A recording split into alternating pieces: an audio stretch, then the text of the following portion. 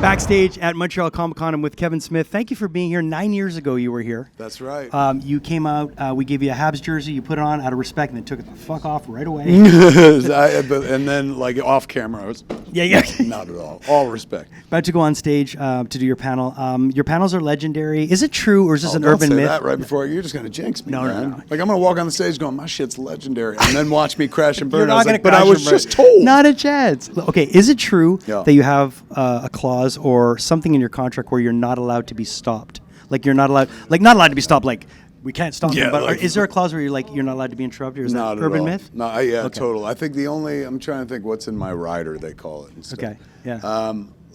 Lately, it's been liquid death. This is the weirdest one. Harry's razor. Yeah. Because those are expensive. They're expensive. Number one. Number two, I got to a lot of shows and I was trying to find a razor at the last second. So then, a lot of people put shit like vodka and fucking like party shit in their room. I'm just like, can I get a razor? So that way, if I get there and I need to shave, I can do it. Chances are, though, every time since we put it in the rider, like I have not needed it. So I have a collection. I can open up my own fucking Harry's, dude.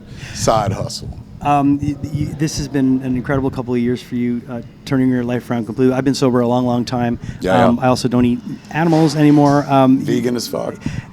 How do you feel? Like, does it feel like almost like a transformation or rebirth? The vegan thing is like when people are like, "Oh my God, you lost weight," and I'm like, "Yeah, but not by choice. It was really just by going vegan. Like, it just falls off you, man. I used to be happy, now I'm vegan." So that was a big change. I went crazy like a year and a half ago. That was a huge fucking change, man. I went into a place and wound up working on my head and stuff like that. And I wound up making a movie right after that, and that movie's coming out in September. It's called The 4:30 Movie. And it's like, as I watch the movie now, I was like, oh, this is as fragile as the fucking dude who came out of the nut house and made this movie and shit like that. Sweet, but very like tender as I was at the time. But we adjust quickly, right? Very quickly we're back in the thick of it, and you have to grow another kind of shell to deal with stuff. 100%. The cycle begins again. Difference is now you're aware of your behavior and you can point to it, and you have the terminology, the terms of art, if you will, which always helps to like identify what's going on. You can't really cure yourself in a lot of cases, but you can be like, oh, I'm just doing that thing again.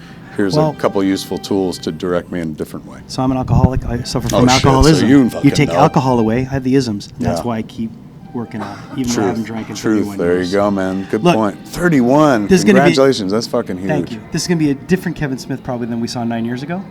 A little bit? No. Same one. Yeah. At the end of the day, like, Kevin Smith disappears once we open the doors and stuff. Once I go on the stage, the other guy takes over.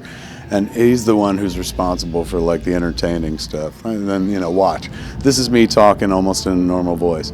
Watch me talk in like 5 minutes from now. It'll be like, hey, kids, like over the top and fucking, very performative and whatnot. So I, kind of, you got to always respect who's at the wheel at any given moment. And he knows how to drive best. So once I get up there, the other guy takes over. And that guy has been the same guy before I went nuts, after I went nuts. He's the one you develop that people expect. And so he always goes first. And then throughout the evening, man, depending on the room, you could wind up letting a little more of your actual self out. Not so much concentrating on the entertainment, but also going like, all right, I'm going to give you some vulnerability and shit like that.